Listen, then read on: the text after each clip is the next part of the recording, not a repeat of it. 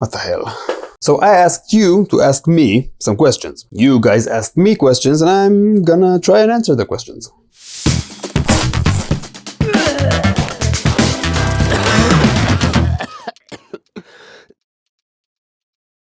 Let's begin. Can you start selling the Meshuggah calculator as actual merch? I'll buy it for real, LMAO. I mean, I'm not gonna sell it because it's free. If by selling it you mean if I'm gonna do an app about it or something, we may do that in the future, but I'm not sure yet. But you can just go to timeconsuming.com and both calculators are there. Your method for figuring out the song and why MARROW proved to be too challenging for now. I guess you ask, what is the method?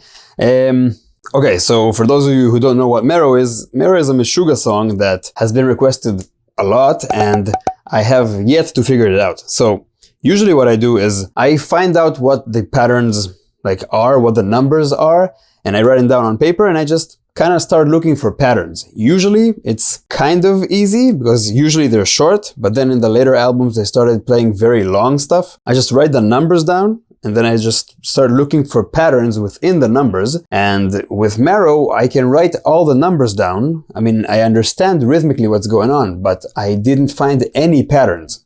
So the beginning is fine. The beginning has a riff in 15, which I understand and I get it. But the whole second half of the song is, I just couldn't find any pattern. So maybe I will. Maybe there isn't. I don't know, but I'm gonna assume that there is and I just didn't find it yet. That is the first time I've ever seen it spelled QnA. This is not a question. Well, this is not an answer. But if you've seen my videos, I have typos all the time. So I just wrote QnA because that's what I say, QnA, like rock and roll. I have been dealing with a counting problem and I hope you can help me tackle it. Say you're counting 1 and 2 and 3 and 4 and so on at a moderately fast tempo. The kick is on all the downbeats and the snare is on all the and. So tuka tuka tuka tuka. When I play guitar to this particular type of beat, after a bar or two I start hearing the snare as the downbeat and I mess it up. I've been told to practice this slowly, but that doesn't seem to be helping me at all. Am I rhythmically handicapped? Well, no, you're not rhythmically handicapped. That's kind of a hard thing to do, those beats, because you can feel them, as you said, in both ways. You can feel tuka tuka tuka tuka or ka tuka tuka tuka tu. And they both make sense. If you put like a crash cymbal, you can put it on both tuka tuka tuka tuka or tuka tuka tuka tuka tuka. It's very, very confusing, that's true. Instead of hearing it as 1 and 2 and, maybe try hearing it as 16th notes. So your downbeat is a bit slower. So instead of hearing tuka tuka tuka tuka, maybe tuka tuka tuka tuka tuka tuka tuka tuka. Maybe that could be something that will help you. And a different answer would be, if the snare drum is something that feels stronger to you, which is why you flip it and hear it as the main pulse, maybe try practicing with the metronome not being on the downbeats. So let's say you play just a scale and your metronome is playing do go go go do do do do. If you can practice with the metronome playing do do go do do go do do and having the metronome displaced, you can start kind of getting used to feeling the heavier beats not on the downbeat, kind of. And then you can probably start doing the same thing with 16th notes. So your quarter note is here, and you're playing togo dogo pogo dogo pogo dogo togo dogo. You can start putting your metronome as 1, 2, 3, 4. Togo dogo togo dogo togo dogo togo dogo togo dogo togo dogo togo dogo togo dogo. So the metronome is on the E and the and, the 2nd and 4th 16th notes. That may help you placing the heavier beats not on the downbeat, but 16th note like later. And all of this is just basically just to make your ears and your brain kind of just adjust to these odd rhythms and not throw you off everything. There's something that you're just not expecting or not used to. Will you ever analyze I by Meshuggah? Maybe. Love your videos, man. Well, thank you. Will you ever cover an Animals as Leaders song? So I did cover the intro for Arrhythmophobia in a different episode. The episode about Pyramid Song by Radiohead. But the thing is, I mainly try to see if I can find polyrhythmic ideas to dissect, and I don't think I found too many of those in Animals as Leaders. I'm not talking about fast changes of time signatures and stuff like that. I'm talking about actual polyrhythms. I know there are some, but I'm trying to find something that would stand out from the others, and I yet to find them, though I haven't listened to all of their stuff yet. I will listen to their stuff, and I'll probably end up doing an episode about them, yeah. What got you into Meshuggah, and what was the first song by them you liked? That's 2 questions with 1 answer.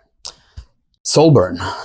If you had free time / could learn to play any instrument you don't currently play, what would it be and why? Thanks for all you do, your channel rules. It would have to be one of 2, so either piano, just because I don't know how to play piano at all, and I think it's one of the best all-around instruments. You can play a very much full detailed piece with the rhythm and harmony and melody in one instrument, and I kinda like that. Or if I finally get my shit together and continue learning tabla. I started learning tabla a few years ago, and I always just don't have the time to actually do it, and I would love to.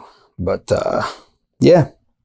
What are your 5 favorite drummers? Not necessarily as influences on you, simply for the love of music. So obviously, you know, this is impossible to answer. There's too many good drummers, but because you said simply for the love of music, I'll try and think of drummers that I heard albums they play on and the drumming blew me away on those albums. That's my version of answering that question. So in no specific order, I'll go with Darren King from Mute Math. Their self-titled album is just incredible and the drumming there is amazing. Perrin Moth from Hiatus Coyote, I don't know how to say that name. Matt Johnson from an album called The Ambassador by Gabriel Kahane. That album is one of my favorite albums ever, and the drumming there is just amazing. Bard Kolstad from Leprous, because if you just listen to anything he does in Leprous, it's... And one of my favorite drummers ever, Richard Spaven. His solo albums are just incredible, and everything he played on is just jaw-dropping. What's the best way to internalize odd subdivisions in general and at higher tempos, i.e. quintuplets, septuplets, nontuplets? So usually when people ask me about like time signatures, I just tell them to go and listen to them as much as they can. So if you go and listen to music in 7/8 for a month, you're gonna be better at 7/8. The same answer goes here technically, so I would just say go and listen to music in quintuplets, septuplets, and nontuplets, but there isn't so much of that. Quintuplets maybe more, but there isn't so much of the other examples, so I would just say start creating that music. Listen to anything but Meshuggah or listen to Meshuggah? Hard one for me. I think the answer is yes. What do you listen to except the music you're analyzing here? So I listen to a very wide range of stuff, and most of it is not very much like polyrhythm oriented. Also, as a working musician, I don't have a lot of free time to listen to just new music. Most of my time I listen to stuff that I need to either learn or prepare for sessions or shows and stuff like that. And when I do have some free time to listen to stuff, lately I've been listening to a lot of Indian music, a lot of singer-songwriter stuff, like Susan Sandfour, I don't know how to pronounce that, or Sufjan Stevens and stuff like that, together with obviously a lot of, yeah. Is there anything too hard you just don't dare making videos about? Like maybe car bomb? So yeah, obviously there are things that I just still haven't figured out, but if I find something that I don't figure out, once I do, I will make a video about it, which means I will make a video about car bomb. Very soon, actually. When will Meshuggah and Tigran collaborate on a song? As the calculator is a real thing, is the next step a random Meshuggah-style riff generator? Well, I hope not, because that's what they are here for. Can you do more Tool, please? Yes, I can. I'd love to hear advice for entering Berklee drummers. What's the best way to prepare for Berklee, not the audition, and what should one expect when they first get into the school? That's a great question. Berklee is a very, very, very intimidating school, and because, I mean, the players there, everyone's amazing. So my advice would be, once you go there, know that you are not the best drummer there. You are never gonna be the best drummer there, and you have something to learn from everyone. So try to put your ego aside as quickly as you can, just so you can absorb as many things as you can from as many people as you can, because you're gonna meet some amazing musicians there, and if your ego is like too strong, if it's too interfering, you're just gonna not learn some stuff. So just be open to learning, basically, from everyone, but everyone. Can I have a hug? Sure. From who? What are your favorite books? Music or non-music related? So I think I'll go with the non-music related books because I don't think I've read any music related books, like autobiographies and stuff like that. Maybe I should. I know I should, but I haven't yet. So I'll give you my 3 non-music related books. A Brief History of Humankind by Yuval Noah Harari, The Happiness Hypothesis by Jonathan Haidt, and the book that probably changed my life probably the most, 12 Rules for Life by Jordan Peterson. What was it like working with Tigran Hamasyan recording Drip? So if you guys don't know, I participated in this awesome music video with Tigran Hamasyan and the Berklee Middle Eastern Ensemble, and that experience was simply incredible. First of all, I got to play with Tigran Hamasyan, who is one of my favorite musicians, but one of the most amazing musicians out there today. But second, I got to do that with some of my best friends, and I also got to collaborate with another drummer, Maxim Sholi, who is one of the best people on the planet. We played together on the same drum kit, sharing drum parts. We did a whole show like that, and that was probably the highlight of that show for me.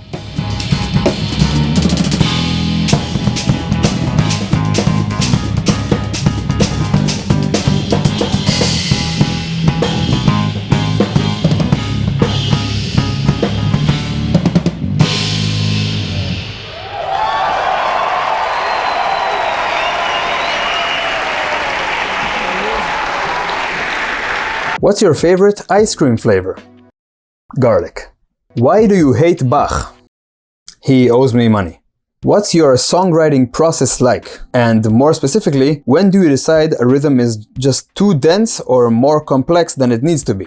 So I don't write songs. I don't like writing that much. I do like writing drum parts and participating in collaborations and bands and stuff like that, and like co-arrange and things like that, but I don't write my own songs. That being said, if you're talking about drums, I usually tend to write some stuff, whatever comes to my mind, however complicated it is, give it like a day or two and then re-listen to it, trying not to focus on the drums, trying to focus on whatever the lead is. So if there's a vocal or if there's like a melody line, try to listen to that and see if what I did actually supports it or not. Most of the time, it doesn't, and then I simplify it and make it more supportive because drums are almost never the highlight of the music.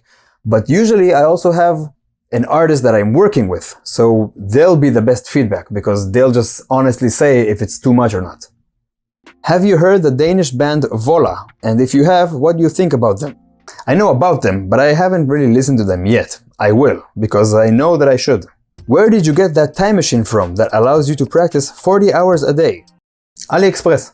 Do you have a favorite time signature to play? And if so, which one? Of course I do. Hands down, 6/4.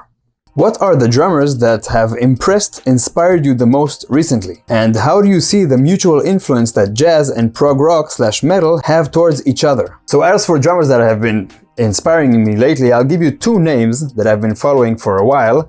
The first one is Nick Baglio. On Instagram, it's Nicky Bags. And that guy is so creative when it comes to grooves and fills that is just, I mean, every one of his videos is simply amazing. You should go follow this guy. He is super inspiring.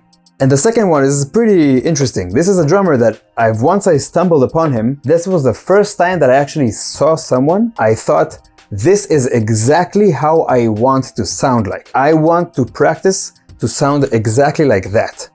That guy is Justin Scott. He is by all means one of the best drummers that I know today. I even took a lesson with him a few years ago, and I'm still practicing his warm-up routine. His warm-up routine is like an hour and a half or something like that, and I still practice that because I still don't have it completely under my hands, but he is one of the best drummers that I've ever seen, and I really want to sound like him when I grow up.